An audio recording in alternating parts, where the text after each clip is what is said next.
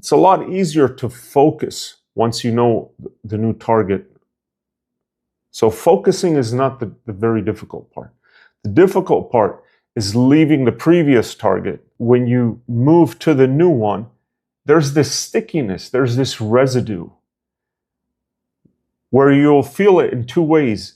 Either it's tough to leave it, or, and let's say it's loud, it's a distractor, it's distracting, it's very loud, right? Or it's just something that just really caught your attention. Leaving it is sticky, it's tough. And another difficulty or challenge is when you acquire the new target, right? Let's say it's a bird or a car or even a ticking clock or AC, whatever sound it is, you acquire the new target, you still feel you're not 100% focused on that new target. Like there's a whole lot of attention that's being spent elsewhere. General awareness on internal thoughts, your bodily sensations, and you know that there's some residue from the previous target.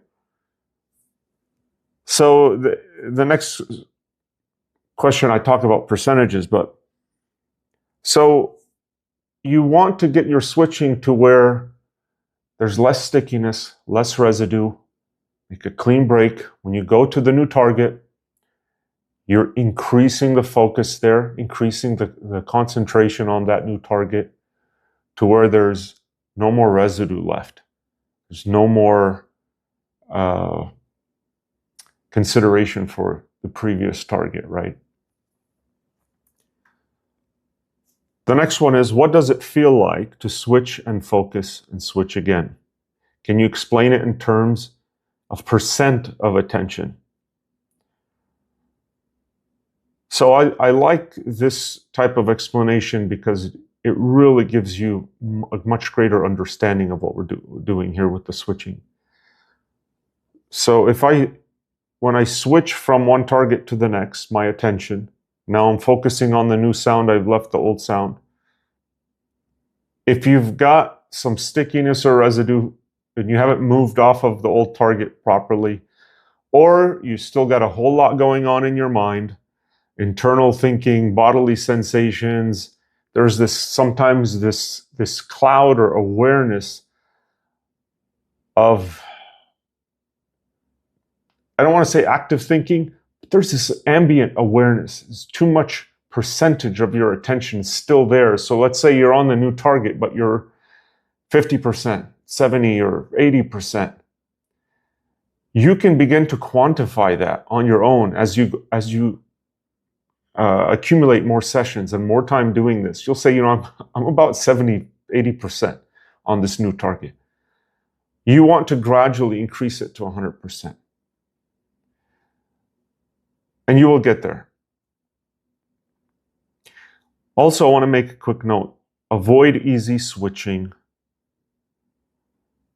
Easy switching is what's the loudest sound, and it's easy. It even grabs your attention for you. You don't have to make any effort, right? The loudest sound, the loudest bird, the loudest car, the loudest truck, or, you've got something going on inside your room, office, or home, and it's just the loudest. It takes your attention by default.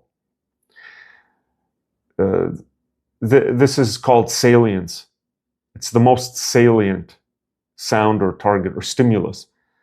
What we would like to do is turn that into the distractor. So the loudest sound, turn that into the distraction. Don't pick that one. Go to somewhere else. And when you use the loudest sound, the most salient as the distractor, you strengthen your attention even more, right? Because you need more control to stay focused on your target when there is a more salient distractor. Okay, let's move on.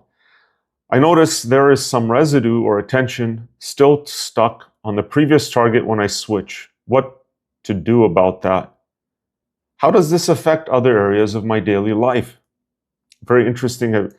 So the residue or attention that's stuck on the previous target, that's like you're overthinking, you're worried, you're ruminating, you're dwelling on something, And every time, and let's say that you have the good sense or good decision to move your attention away. But when you do that, you get pulled right back in.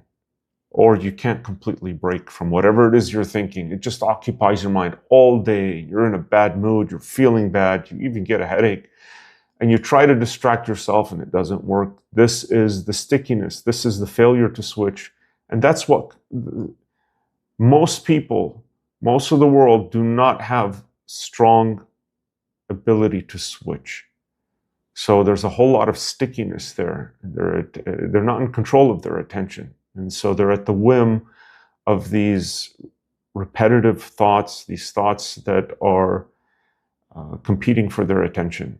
And if it's something negative, problems, worries, dwelling on things in the past or worrying about things that are coming up, it never ends. So when we strengthen our ability to switch, a lot of that is going to be improved. You're going to enhance your ability to move away from things that just don't need that much mental energy. Okay, when I switch, am I supposed to focus completely on the new target? Yes. If so, how will I know what other targets are next? Well, you're always supposed to have an awareness of what's around you, right? So there's awareness, and then there's a focus, and then sustained focus is concentration, right? So we're aware of everything around us. And as you do the divided attention exercise, you're going to be, just by default, in the future, more aware of what's happening around you because you're less consumed by and stuck in your mind and your thoughts. You're going to be more aware. So there's always going to be this awareness. You're still going to be able to focus, and you want to be able to draw your focus where you want your attention. And then the concentration is, let's say you're doing sustained attention. You have to concentrate on something for a prolonged amount of time. You're deciding what it is, right? So that's the difference there.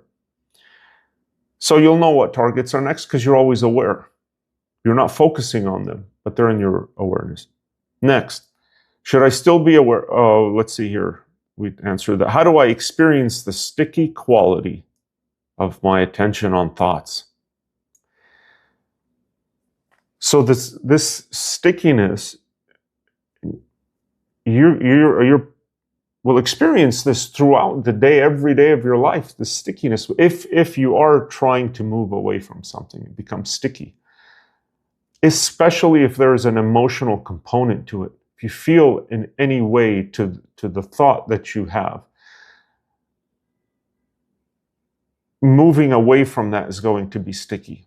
Even if you try to, distractions help. We're not talking about distractions here. We are not using these exercises as distractions at all. But let's just say that you've been worrying about something the whole day, and then you go and do a task, right, to get your mind off of things, right? Tasks help for that because they get you out of your mind. So this is much more effective because it strengthens your attentional control for a lifetime with some maintenance, but external tasks help as well. You'll notice that at times you get pulled back into it. It's amazing how the mind, it's primed and conditioned to pull your attention back, and then you try to get your attention out of what's been upsetting you, what's on your mind. And you'll notice it's very difficult to do that. It's like you just can't shake it. You can't shake the image or the words that are going on in your mind. That's the stickiness. Now, when you're able to do that through the practice sessions, you'll see the difference when it's not sticky anymore. It's really a sense of freedom. It's really amazing. So what we want to do here is we want to trace your attention as a placement and not a reaction. Remember, a distractor or salient, what's most salient, the loudest thing gets my attention. We don't want that. being completely out of control with attention, right? Something loud gets our attention.